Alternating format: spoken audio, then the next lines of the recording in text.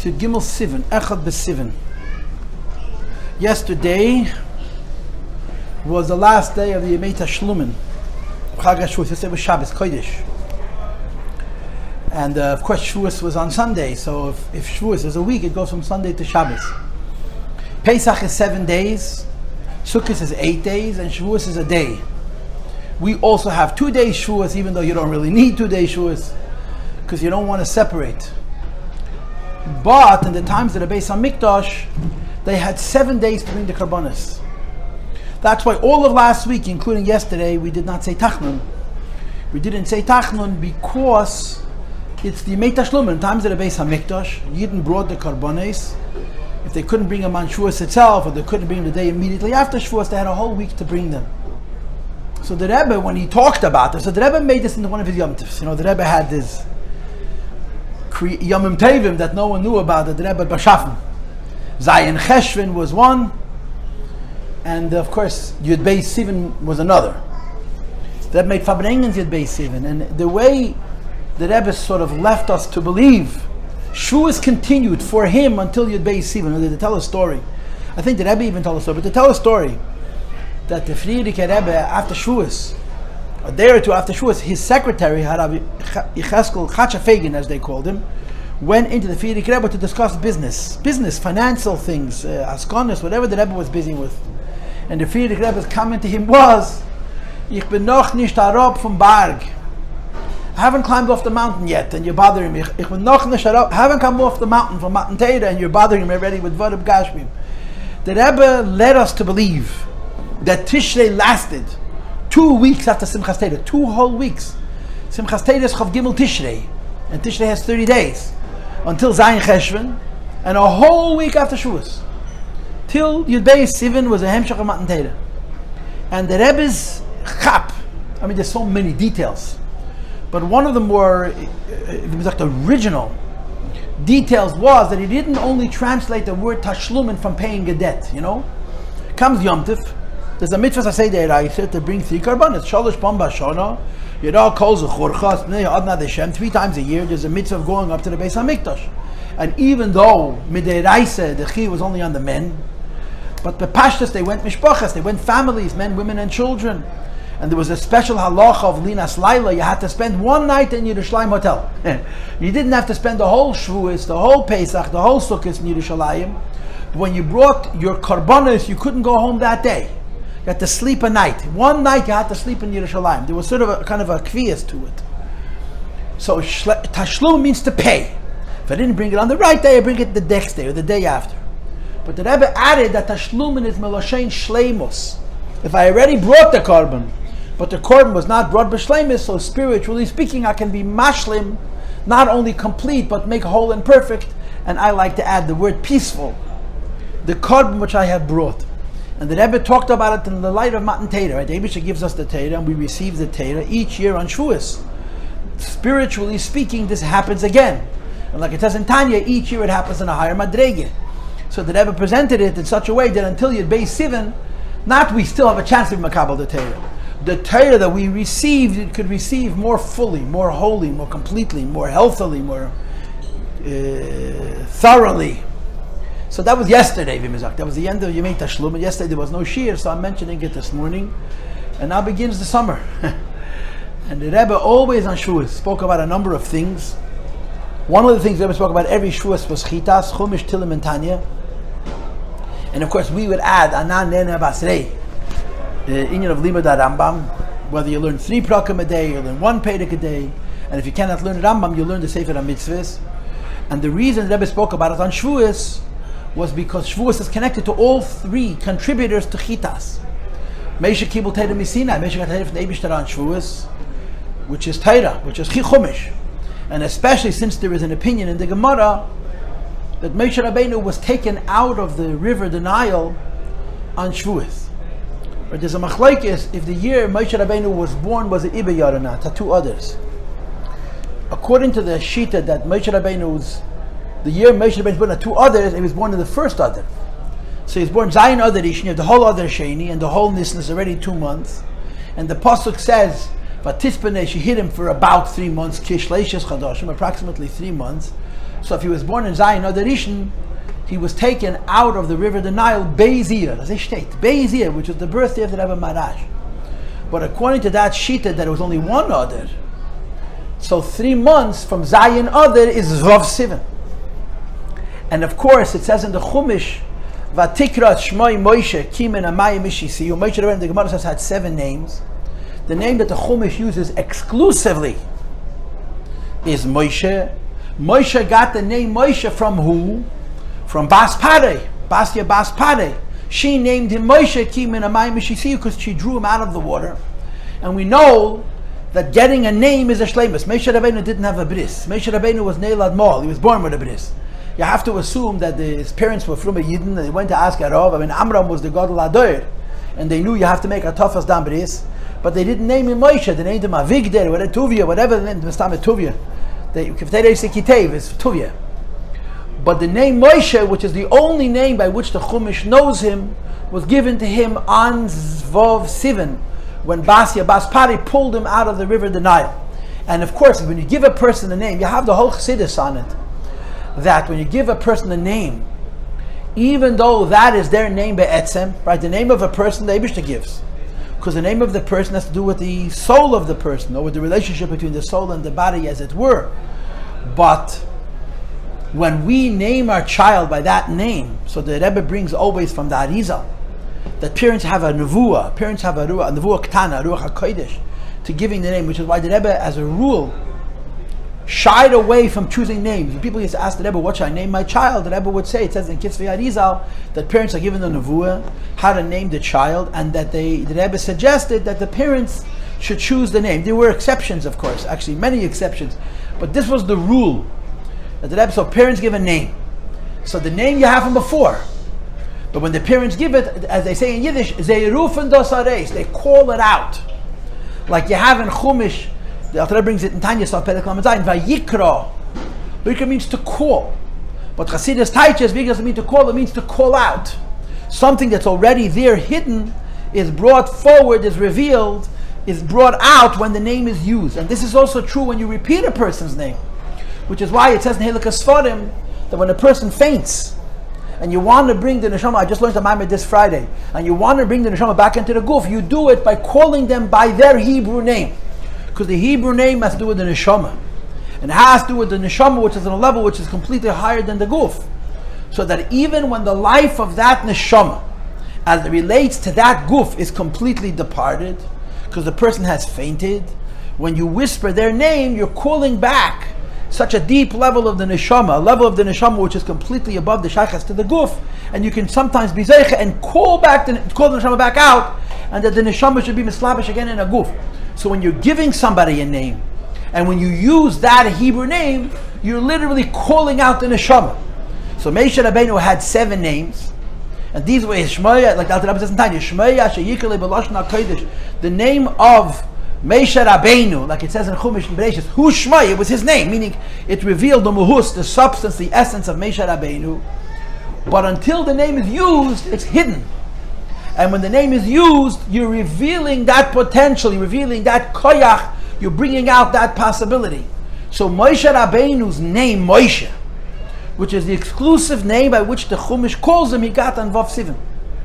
So it's connected to the neshama of Moshe Rabbeinu, not just the fact that Moshe Kibul Torah Sinai, but according to this shita, that he was taken out of the river the Nile on Vav Sivan, this date is connected to the neshama of Moshe Rabbeinu. And of course, we know the Chassidus. It's really Kabbalah, and it's brought in Chassidus that Moshe Rabbeinu was from Elam HaMachshava. Moshe Rabbeinu came from a world of thought, which is why he was not able to speak. And it's a whole Pella, Misan Pella, Adam, Moshe Rabbeinu B'chlal was able to talk. And to be the Eibishter's mouthpiece. Hashem tells Moshe Rabbeinu, I'm going to give you the ability to talk. Halai anoichi havaya. That from the madrega of anoichi, Moshe Rabbeinu gets the ability to speak. And this is represented by the name Moshe. Because Moshe means, min amayim mishisiyu, I drew him out of the water. So it's explained in Kabbalah and it's developed in Chassidus. Mayim means alma de iskasia. Water means ein safe, higher than Atzilus, Kesed. And that's why Moshe Rabbeinu's neshama was above words, from the madrega of machshava. And when Bas Parei said, "Vatikra Shmoi Moshe," she brought this koyach out of Moshe Rabbeinu, And with this koyach, Moshe Rabbeinu got the Torah and he gave it to us. So Shavuos is connected to Moshe Rabbeinu in more than one way. So the Rebbe always spoke about Chumash. And Shavuos is the yard site of David HaMelech. So David HaMelech's name is Midas. David compiled the Sefer Tehillim. The Tehillim is a contribution of 10 people. But most of the Sefer Tehillim is David HaMelech's own. And in addition, Moshe Rabbeinu was the Ma'asef. He was the Malakat. He collected the Tehillim. And he organized the Tehillim. The Tehillim is his. And on Shavuos, David HaMelech Batzeres Meis David. David HaMelech passed away on Shavuos. And the understanding is that he passed away on Zayin Sivan, the second day Shavuos. How do you have 2 days of Shavuos in time of the first Beis Hamikdash? There's more than one answer to that question. The simplest answer is that year, Nisan and Iyar both had 29 days. And Shavuos does not have a day in the month. Shavuos is 50 days after the second day of Pesach, or 50 days from the first day of Pesach. And so David, like it says in Kapitel Lamites, the first payday that we say on the 7th day of each month is Hadieni Ad Hashem Kitzi. David HaMelech tells Hashem, tell me when is my end. Hadieni Hashem Kitzi Amidas Yama, I want to know when I'm going to pass away. And the Eibush told Moshe Rabbeinu, Ein L'Megal Ne'La'Adam, the Eibush told David HaMelech, Ein L'Megal Ne'La'Adam V'Itav Ragav, a person is not told his end. So David HaMelech asked at least Hashem should tell him which day of the week, and the Eibush told him that it was going to be on Shabbos, and David HaMelech passed away on a Shabbos, which was Shavuos. And then of course Yisrael Baal Shem Tov, who is the father of Chassidus, and the Teresh Shabbat of Chassidus is the Sefer Tanya Kadisha. And the Rebbe always would say that even though the Tanya was written in the Deresh Shlishi, but it's just like before the Eibishter gave the Torah to Yidden. Yidden already learned Torah. Adam learned Torah, Neach learned Torah, and the Avis not only learned the Torah, they did the mitzvahs, and the Shvatim learned Torah. Me'elam, Le'Paska, Yeshiva, Me'aveseinu b'Mitzrayim. Yidden and Mitzrayim never stopped learning Torah, even though the Torah was given later. So al derech zeh, you have Torah Chassidus before the Torah Shabbat Chassidus is written by the Alter Rebbe. And the Baal Shem Tov also passed away on Shavuos. Baal Shem Tov's yard site is the first day of Shavuos. Not the second day of Shavuos, the first day of Shavuos. And so B'meile, the Rebbe always spoke about Chitas, always. Chumash, Tehillim, and Tanya. Because Shavuos is connected to all three of the sources of the Chumash, Moshe Rabbeinu, Tehillim, David HaMelech, and Tanya, which is the Yisrael Baal Shem Tov, Chassidus Chabad. And of course, we all add the union of Limud HaRambam, which is the Takon of our Rebbe, right? The Chitas is really a Takon of our Rebbe also. The Frierdiker Rebbe introduced it, but the Rebbe made it household. The Rebbe tzach in them gekocht. I heard from my father and from others, when you went into Yechidus as a Baruch, the Rebbe asked you if you learned Chitas. And if you didn't, the Rebbe would not give you any other Hira. And you went back in the next year, the Rebbe said, did you start learning Chitas? If you said yes, then he would give you other Hiras. If you didn't learn Chitas, okay, so now you start learning Chitas. Chitas was the first halacha by the Rebbe. When Bachrim, even Chassidische Bachrim, went into the Rebbe to Yechidus, the Rebbe asked him if there were Nizar in the Shleisha Shiurim of Chumash, Tehillim, and Tanya. So Shavuos, there was always a Sikha about Chitas. And of course, there was also on Shavuos always a Sikha about Chinuch. First of all, because the whole union of Shavuos is Chinuch, because of B'neinu Erevim Ba'deinu, as the Rebbe used to say the Lashon, that when the Medrash says, when the Eibishter wanted to give Yidden the Torah, he asked for an order, a guarantor, and they promised him the world. The Tzadikim and the Nevi'im and the Beis Rivka and the Talmidei Chachamim, and the Eibishter says, nope, until we set our children, B'neinu Erevim Ba'deinu. And of course, anybody with any seichel understands that when Yidden said, B'neinu Erevim Ba'deinu, they were not just saying, we're giving you our children. We're committing to raise our children. In other words, in the B'neinu Erevim Ba'deinu is included, Shir HaMales Esa'eni El HaHorem. I didn't teach the Rebbe's Kapitel here. We only have classes on Sunday, but I taught it online. And I taught it in Shul, in Empire Shtibel. And one of the Mishtatzim of the Shir is a big Machanech, and he couldn't get over it. It says in Medrash Yalkut Shemene, Shir HaMales, Shir LaMales Esa'eni El HaHorem El HaHoirim. I turn my head, my eyes, to the mountains, El Hahoidim, to my parents. And the end of the pasuk, Me'ayin Yavayezri, where the person says, I have no help, and I need the Eibishter, depends on what kind of parents you have, you understand? If the Hoidim are parents where they're supposed to be, then Me'ayin Yavayezri is not a question, it's a statement of fact. That when my parents give me ayin, So then when your parents give you a chinuch, but the chinuch is menasaf l'chutz, the chinuch is only a nechitzayin dika level. So the child got a chinuch, but he walks away from the chinuch saying, I don't have enough. And the teretz is, Ezrim Yem Hashem. But if Shir Amalis es ein el ha'irim, that parents are machanech their children the way parents can and must and should, and we committed to it at Har Sinai, we committed to it thousands of years ago. So then Me'ayin Yavi Ezi is not a question, it's a statement of fact. From the ayin, from the pintele, from the deepest point that our parents invested in of, Yavi Ezi comes our help, and Ezrim Yem Hashem is not an answer to a question, it's an interpretation of a statement. Vos made Ma'ayin Yavi Ezi, Ezrim Yem Havai Eis Shemaim V'Oretz. And the meaning of the words Eis Shemaim V'Oretz is a Mekendurk in the Welt. You understand that our connection to Hashem is not only in Atzilus, but it's in Shemayim V'Oretz. In this world, we could serve the Eibishter. So that's the title of the Rebbe's capital of this year. Yaakov Shemeni, Ez Shir Lamales Es Ein El HaHorim El HaHoirim. So the Eltonim, which is Inyan HaChinuch. So Shavuos, when we said to the Eibishter, us parents and now grandparents and great-grandparents said to the Eibishter, this means that we committed ourselves to be madech, to be machanech ois hodem and unsere Kinder, as soll sein Yidden, und ehrliche Yidden, und chassidische Yidden, and befeidish yeshnei amecht. We don't raise our children to be like everybody else. We raise them absolutely to be different. And somehow we figure out, we find the strength not to raise them different and embarrassed, but to raise them different and proud, to raise them different. And Yisrael, azan sheba umes, Yidden have the necessary, correct, proper chutzpah, not to let the world dictate to them how they're supposed to look and how they're supposed to act and how they're supposed to think and how they're supposed to feel and what's supposed to make them feel good about themselves and so on. So the Rebbe always spoke about chinuch HaShavuos every year. But of course then there's the additional component of the fact that we're approaching the summer, and the Rebbe was beside himself. The Rebbe was so disturbed by the 10 and 11 week break. The Rebbe couldn't make sense out of it. The Rebbe could never come to terms with it. The Rebbe adopted it by introducing the idea of Gan Yisrael, like the Rebbe said, in Droisne das a camp, in Evenike das a yeshiva, outside it's a camp, but inside it's Achei Temimim. But the Rebbe was deeply disturbed by the fact that children didn't learn Torah a whole summer. And it's only in America. I mean, this is only in America. Most other Western countries, maybe Canada also, they have a 3-week break in the summer. The truth of the matter is, if you'll add up, I think it's 270 days. A school year is 270 days. 207 days is the time of a pregnancy. I think officially a school year is something like that, 270 days. It's not that in other countries they learn more days, but they break up the breaks.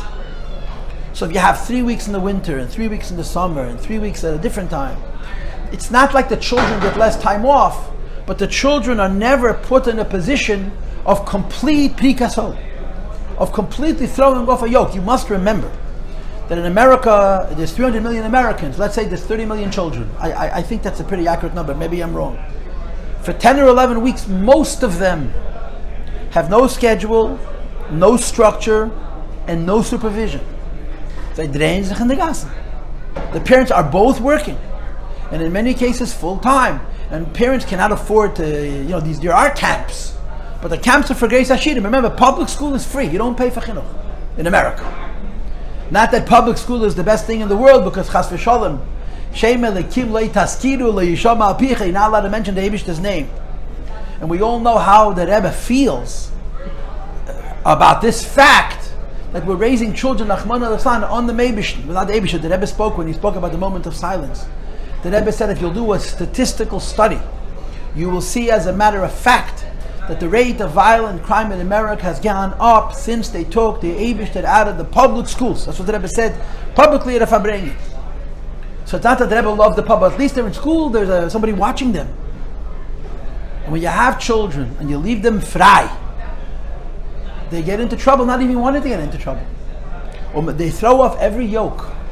They throw off every responsibility. And they even throw off the basic enuncius, basic human self-respect, the idea that we are created b'tzelem Elokim, in the image of HaKadosh Baruch Hu. And push it for self-respect, for no reason other than self-respect. There's a certain tsoim, there's a certain fence, there's a certain containment in how the human being behaves. And when you give children all this time off with no structure, no supervision, What do you want from the children? And the Rebbe would lament this till his kishkish came out. And of course, Lubavitch makes camps. And they attract many Jewish children from all over America who a whole year go to public school. In the summer they go to Gan Yisrael. And for many of these children, this is the Yiddishkeit for their life. But remember, for every Jewish child, there's how many Goyish children? 20, 30, 40, 50, 100? And the Rebbe really, really protested the 10 or 11 week summer. And this is one of the themes of Chag HaShavuos. I'm not going to say that he spoke about this every year. The first thing, Chinuch, he spoke about every year. No doubt about it. But the second thing he spoke about quite often in my years in yeshiva. I mean, I remember the Rebbe, every Shavuos, the Rebbe, during the Fabrengen, would raise this issue. That Bechlal people need to have fences, need to have Yiras Shamayim, you know? When the Rebbe made the Tzivos Hashem, how did he explain why he's making Tzivos Hashem? How did the Rebbe explain why he's making Tzivos Hashem? What did the Rebbe say? The Rebbe said he's making Tzivos Hashem because children lack Kabbalah Seil. Children lack the idea that when someone tells you to do something, if they're older and they're above you, you have to listen without Shavuos, without asking why.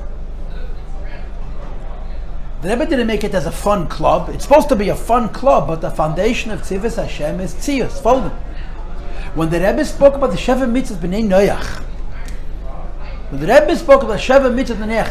so there's all kinds of names for the different movements that have sprung up lately in the last 35, 40 years since the Rebbe started talking about it.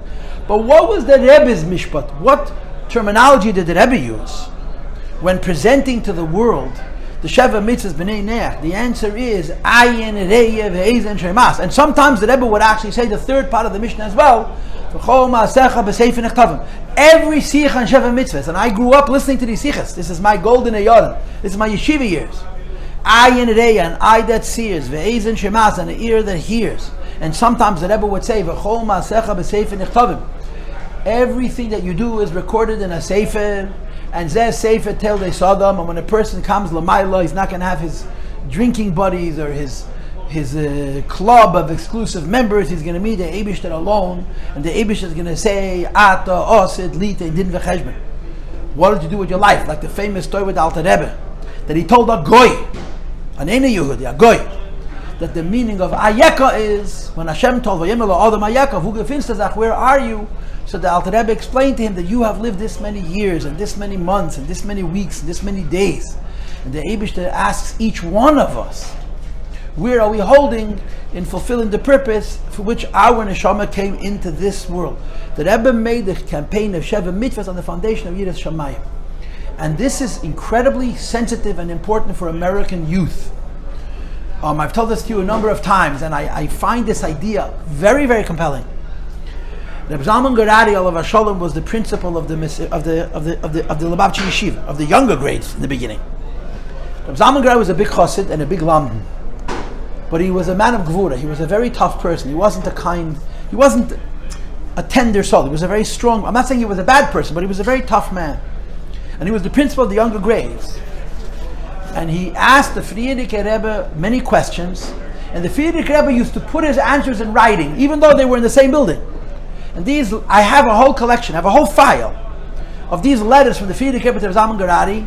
They are, you could develop a whole curriculum of chinuch based on these 2-3 pages. I'll be happy to send them to you. Short little letters. Rabbi Zalman Gerari asks a question, the Frierdiker Rebbe answers him, and sometimes the Frierdiker Rebbe initiates. The Frierdiker Rebbe's involvement in the chinuch of the boys here in those early years, you could mamish build a whole philosophy of chinuch based on these few letters. And like I said, I have them someplace on my computer, I think. And I will if you ask me, send me a WhatsApp or email, I'll send it to you. And one of the letters is where he asks the Frierdiker Rebbe about the boys playing ball. In Europe, playing ball was like a Vedazan. It was treif, chazer treif. But American boys shouldn't play ball. It's like not being American. So the story was that Zalman Gerari would catch the boys playing ball, handball on the side, which is where we're standing. This was the side of the building then. And he would take the balls, he would take a knife and cut them up. The Rebbetzin Nechamadina went to the store and she bought a collection of balls. If she saw that the ball was confiscated, she threw them another one. And Zalman Gerari would come back and say, who's the millionaire who has all of these balls? He would confiscate the second ball. And she threw them, this like gave the one on. It's a true story. A lot of people told this to me. So he asked the Frierdiker Rebbe about the boys playing ball. The Frierdiker Rebbe said, you must let them play. It's America. The kids have to play. My grandfather, learned in lyhadus. You're talking in the 20s and the 30s. And his whole life, his whole Yiddishkeit was, he called him Mr. Mendelovich. He didn't let him call him Rabbi. He made lyhadus. He was Adam Gadol. Mendelovich. And my grandfather told me that when he was in the Mesifte, so there was a boy in his class who got a good cup and got learned. You're talking now 1930s in America. The difference between us and them is so be'ein arech, and not in terms of erlichkeit, in terms of how we look at what it means to be a frum Jew. So there was one bacher, gehalten by Lenin, he would take a learn a lot, and when it came recess time, he went into the Beis Rivka and he started to learn. My grandfather had spilkis. My grandfather was a hot brand, a firebrand. I mean, he was not a stealing kaz. He was a lebedika kid. And one day he figures, comes lunchtime, all the boys go outside to play. They played stickball on the sidewalk, from what are those things called? A manhole to a manhole. There was first base, there was home plate, and there was second base. We did it on Crown Street. They did stickball in Williamsburg on the sidewalks. And you needed a ball and a stick and a manhole. You had to run outside, and then you made a game, and the kids played. So my grandfather goes into the base of bed, and in 2 minutes into the recess, Mr. Mendelovich pokes his head in. Sterin, what's TST do? What do you? I became a maspid. He said, "Guy, shoyna loise gas." He threw him out of the bit. Go outside. Alle mischen gas na loise guy mitten ball. All your demons come out in the playing ball. He was a real mechanic. Alle kicked him out. Alle mischen gas. Go outside and play. Get it all out and come into base medicine as I mentioned. But the Rebbe said to the Zalman Garadi, you have to let them play ball, but they need monitoring. Now today they need monitoring. They shouldn't beat each other up. And they shouldn't bully each other in bed. The kids can be so verbally abusive. What the Rebbe wrote then, 70, 80 years ago, was Shalayitzaku kailos mishunim. American children are very fly. And one of the symptoms is they scream like animals. And the Rebbe said they're not supposed to scream like that. It's feral. It's unbecoming of a human being. You're a person. In America, that kind of hispashtus is a rite of passage. The proof that I'm American, that I can be frei and will. But that's not chinuch b'chlal. It's not even chinuch for a goyish child. It's certainly not chinuch for a Yiddish kind. There needs to be a matzah. A person has to have containment. And it's not like the psychologists will call it suppression and neurosis. It's called dignity. It's called self-control. It's called not every emotion I feel do I have to let out every time I feel it. Medav zayin mensch. And this is a part of chinuch, and this is one of the things that gets corroded when children go unsupervised. They become tzivildevit. At first it's just free fun, but it gets into their character. And this character is the opposite of a ben adam, and it's certainly the opposite of a Yid. So the Rebbe spoke every year on Shavuos about chinuch, no question about it. And often he lamented the summers and the kinder sein frei. Children need to have fun and children need to be entertained, but children need to have discipline. They need to have order. They need to have control. It's negea benafsham mamish.